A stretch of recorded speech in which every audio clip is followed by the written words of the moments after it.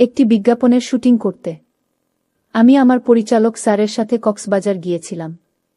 যখন স্যারের সাথে আমি হোটেলে গিয়ে উঠলাম, তখন স্যার আমার কাছে আবেদন করল আমাকে তার সাথে থাকতে হবে। আমি বললাম ঠিক আছে স্যার, সমস্যা নাই। তারপর প্রথম দিন রাতে আমি যখন স্যারের সাথে থাকতে যাই, স্যার আমার সরলতার সুযোগ নিয়ে আমার সাথে যা করল তা শুনলে বন্ধুরা তোমাদের বন্দুক দাঁড়িয়ে যাবে। বন্ধুরা, আজকের গল্পটি অনেক ইন্টারেস্টিং। পুরো গল্পটি শোনার অনুরোধ রইল।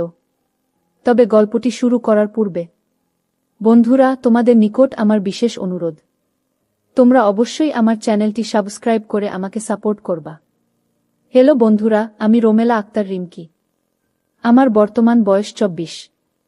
বর্তমানে আমি একজন প্রতিষ্ঠিত মডেল অভিনেত্রী। আজকে তোমাদের সামনে আমি যে ঘটনাটি বলবো তা আমার জীবনে ঘটে যাওয়া একটি বাস্তব জীবনের ঘটনা, আমার নিজের বাস্তব জীবনের গল্প। তবে গোপনীয়তা রক্ষার জন্য আমি আমার ছদ্মনাম ব্যবহার করলাম। আমার দুষ্টুমিষ্ট বন্ধুরা, খুব ছোটবেলা থেকেই আমি একজন বিখ্যাত মডেল হওয়ার স্বপ্ন ছিল। মনের মধ্যে সব সময় কল্পনা জল্পনা করতাম কিভাবে আমি একজন বিখ্যাত মডেল হতে পারি, দেশের নামকরা মডেল হতে পারি। খুব ছোটবেলা থেকেই স্বপ্নটা মনের মধ্যে পোষণ করতে থাকি। মডেল হওয়া যেন আমার একটি নেশায় দাঁড়িয়েছিল। আমি যখন হাই স্কুলে পড়তাম, তখন স্কুলের বিভিন্ন সাংস্কৃতিক অনুষ্ঠানে আমি অভিনয় করার চেষ্টা করতাম এবং ভালো নৃত্য করার চেষ্টা করতাম। আর সবসময় একজন মডেলের যে গুণাগুণ থাকা দরকার, ওই সবগুলো বৈশিষ্ট্যই আমি অর্জন করার চেষ্টা করতে থাকলাম। আমি দেখতেও খারাপ না, দেখতে মোটামুটি আকর্ষণীয় ছিলাম। আর যে কেউ দেখলেই আমাকে মডেল বলে ডাকত। আসলে মডেল হওয়ার যে ফিটনেসের প্রয়োজন, তার সম্পূর্ণ যোগ্যতাই আমার ছিল। কিন্তু আমি গ্রামে থাকতাম, গ্রামের স্কুলে পড়ালেখা করতাম, যে কারণেই স্বপ্নটা কখন যে বাস্তব হবে তা নিয়ে শুধু কল্পনা করতাম। তবে চেষ্টা করে যাই অবিরত, কিভাবে আমি মডেল হতে পারি। তবে আমার মনের ভেতরে একটা বিশ্বাস ছিল যে একদিন না একদিন আমি মডেল হওয়ার সুযোগ পাব। কোনো না কোনো একটা সুযোগ আমার জীবনে আসবেই। আমি যখন ক্লাস 9-এ পড়ি তখন থেকেই আমি খুব বেশি চেষ্টা করতেছি এবং বিভিন্ন জায়গায় যোগাযোগ করার চেষ্টা করতেছি আমার আত্মীয় স্বজন যারা আছে সবার সাথে। কারণ আমার জীবনের সবচেয়ে বড় স্বপ্নই হল দেশের নামকরা একজন প্রতিষ্ঠিত মডেল হওয়া।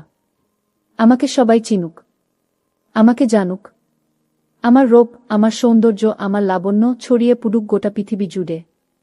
আর সেই স্বপ্ন নিয়েই আমি অনুসন্ধান করতে থাকি কিভাবে ভালো কোনো মিডিয়াতে গিয়ে আমি আমার যোগ্যতা এবং অভিজ্ঞতা সবকিছু কাজে লাগিয়ে কিভাবে আমি একজন মডেল হতে পারি।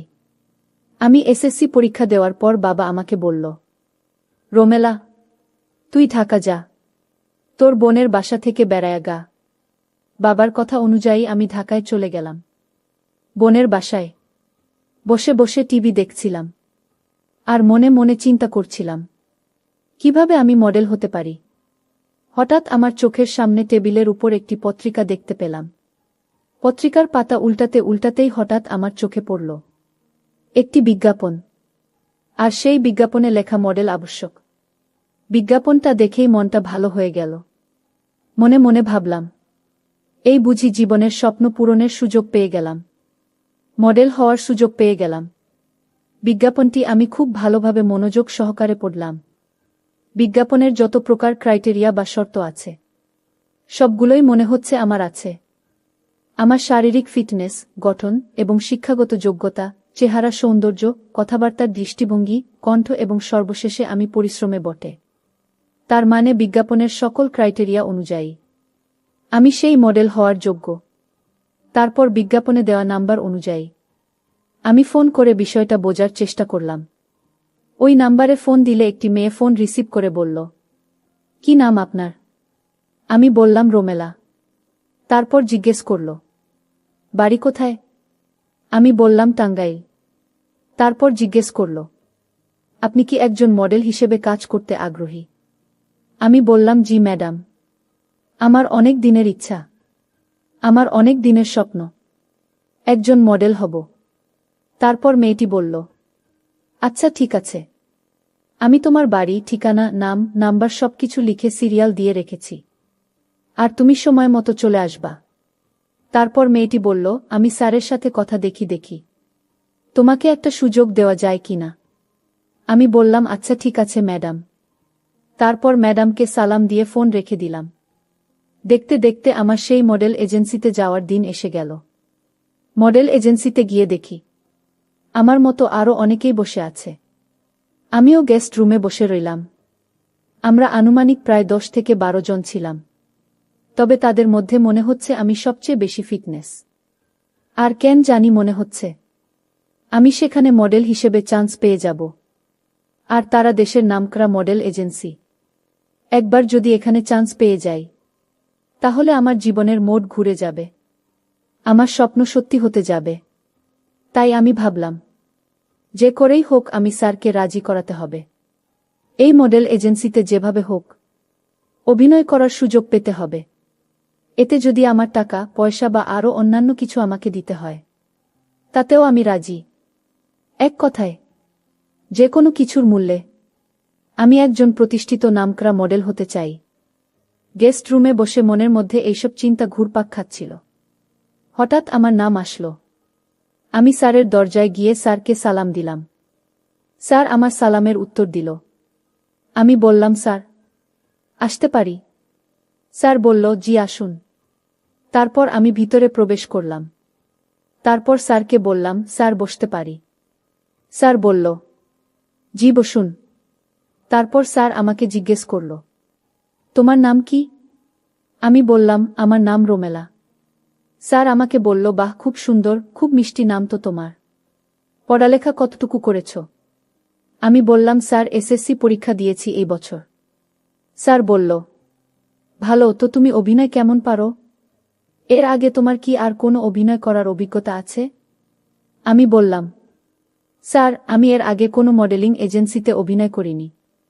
কিন্তু আমার শিক্ষা জীবনে আমি হাই স্কুলে বিভিন্ন সংস্কৃতি অনুষ্ঠানে নৃত্য পরিবেশন করতাম এবং বিভিন্ন শিক্ষামূলক নাটক বা বিভিন্ন অনুষ্ঠানে বেশ ভালো অভিনয়ের পারফর্ম করেছি। সেক্ষেত্রে আমি যতটুকু ভাবলাম, আপনি যদি আমাকে একটু সুযোগ দেন, তাহলে আমি আমার সর্বোচ্চ দিয়ে চেষ্টা করব। স্যার বলল, আমি তোমার কথা বুঝতে পেরেছি, কিন্তু অভিজ্ঞতা হলে ভালো হতো। আচ্ছা ঠিক আছে, তুমি কি আমাকে এখন এই মুহূর্তে একটা অভিনয় করে দেখাতে পারবা? আমি বললাম, স্যার অবশ্যই পারব। তবে আপনি আমাকে বলে দেন আমি কোন ধরনের অভিনয় করব। তখন স্যার আমাকে একটি ডায়ালগ শিখিয়ে দিয়ে বলল, এই ডায়ালগ অনুযায়ী তুমি একটু অভিনয় করো। তারপর আমি স্যারের দেখানো ডায়ালগ অনুযায়ী অভিনয় করতে শুরু করলাম। অভিনয় শেষে স্যার আমাকে বলল, বাহ, খুব সুন্দর হয়েছে। তোমার অভিনয় দেখে আমি অনেক খুশি হয়েছি। ঠিক আছে, তুমি আগামীকালকে চলে আসবা। আগামীকালকে তোমার প্রথম রিহার্সাল। আমি বললাম, আচ্ছা ঠিক আছে স্যার, আমি আগামীকালকে ঠিক সকাল 10টায় চলে আসব। তারপর স্যারের কথা অনুযায়ী সেদিন প্রথম রিহার্সাল।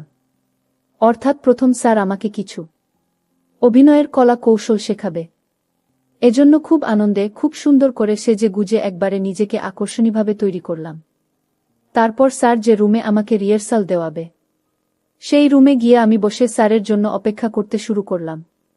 কিছুক্ষণ পর স্যার রিহার্সাল দেওয়ার জন্য স্যার আমার এখানে আসলো। অর্থাৎ আমাকে যেখানে রিহার্সাল দিতে হবে সেই রুমে। আর বাহিরের লোক কেউ নাই সেখানে, শুধু স্যার আর আমি একা। তখন স্যার আমাকে বলল, রোমেলা, যদি তুমি একজন নামকরা মডেল হতে চাও, তাহলে অবশ্যই তোমার মধ্যে বেশ কিছু গুণাগুণ থাকতে হবে। তার মধ্যে সবচেয়ে বড় গুণটা সেটা হচ্ছে অভিনয় করতে গিয়ে কখনো আনইজি ফিল করতে পারবে না। সব সময় মনটাকে উদাস রাখবে। তাহলে দেখবে অভিনয় অটোমেটিক চলে আসবে তোমার ভেতর থেকে এবং তুমি ভালো পারফর্ম করতে পারবে। আমি বললাম, আচ্ছা ঠিক আছে স্যার, ধন্যবাদ। স্যার বলল, ওয়েলকাম। তারপর স্যার বলল, চলো তাহলে রিহার্সাল শুরু করি। আমি বললাম, ওকে স্যার। তারপর স্যার আমাকে বিভিন্ন দৃষ্টিভঙ্গিতে অভিনয় শিখাতে শুরু করল। আমিও স্যারকে অনুসরণ করতে শুরু করলাম। কিন্তু মাঝে মধ্যে অভিনয় শিখাতে গিয়ে স্যার আমার সাথে কেমন জানি আচরণ করে। মাঝে মাঝে খুব বাজেভাবে স্যার আমাকে অভিনয় শিখাতা। আমিও স্যারের তালে তাল দিতে শুরু করলাম। কারণ বিখ্যাত মডেল অভিনেত্রী হওয়া ছিল আমার সারা জীবনের স্বপ্ন। তাই আমি এইসব ব্যাপার কি তুচ্ছ মনে করলাম।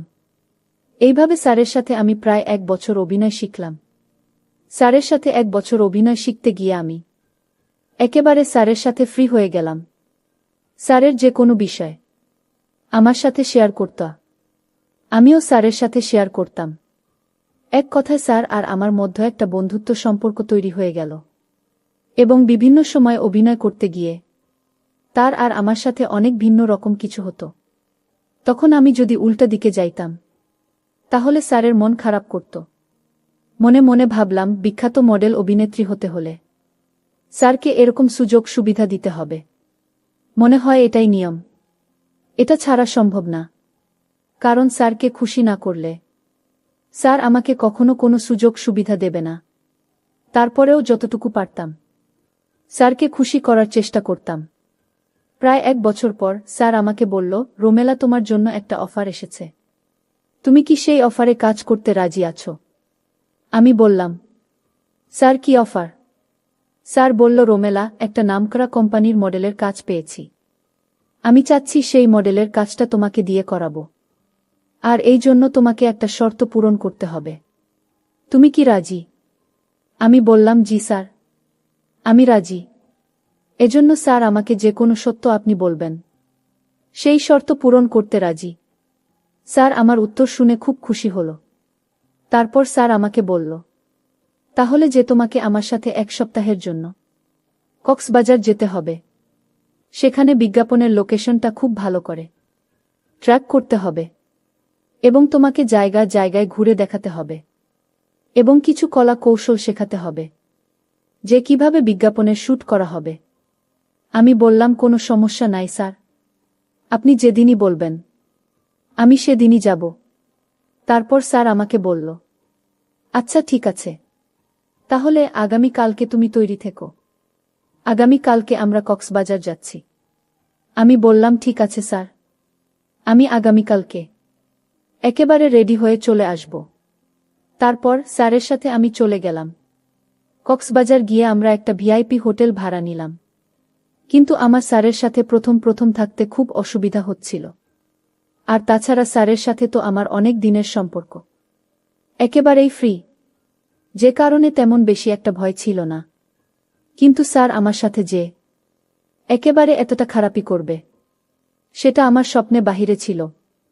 যদিও একসাথে একই রুমে, একই বেডে, কিন্তু মনের মধ্যেই বিশ্বাসটা ছিল অনেক। এছাড়া স্যার আমাকে যাই করুক না কেন অন্ততপক্ষে আমার সাথে খারাপই করবে না। কিন্তু সেই বিশ্বাসটা ভেঙে গেল সেদিন স্যারের সাথে থাকার পর। স্যার আর আমি রাত্রে একই বেডে শুয়েছিলাম। হঠাৎ করে আমি অনুভব করলাম কেউ যেন আমার সাথে ভিন্ন রকম কিছু করার চেষ্টা করছে। তখন আমি আধ ঘুম অবস্থায় আছি। বাট ঘুম থেকে উঠে দেখি স্যার আমার বিভিন্নভাবে নিয়ন্ত্রণ করার চেষ্টা করছে এবং আমাকে ইশারায় বিভিন্ন দিক বোঝানোর চেষ্টা করছে। আমি তখন অসহায়ের মতো হয়ে গেলাম, নিরুপায় হয়ে।